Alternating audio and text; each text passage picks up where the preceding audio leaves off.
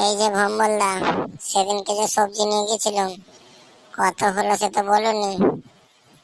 ক টাকা হয়েছে বল, আমি এক্ষুনি পয়সা দিয়ে দেবো। 50 টাকা হয়। শুধু তোর সঙ্গে বলে আমি 40 টাকা নিচ্ছি। 40 টাকা দে। কেন ল্যাওড়া 40 টাকা নিচ্ছ? তুমি কি আমাদেরকে ভিখারি ভাবো নাকি?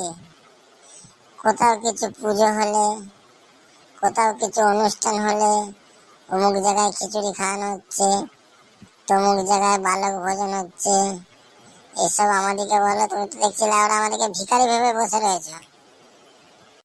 কেন রে এরম কথা বলছিস কেন? বলবো না তো কি বলবো বলো? কোনো জায়গায় খিচুড়ি খাওয়ানো হলে আমাদেরকে বলবে চলে যাবি খেতে, যেন ওখানে খিচুড়িটা তুমিই খাওয়াও। আমাদেরকে তুমি পুরো এবারে কাঙালি ভাবো। ঠিক আছে, খেতে পাওনি এরকম একটা ভাবো।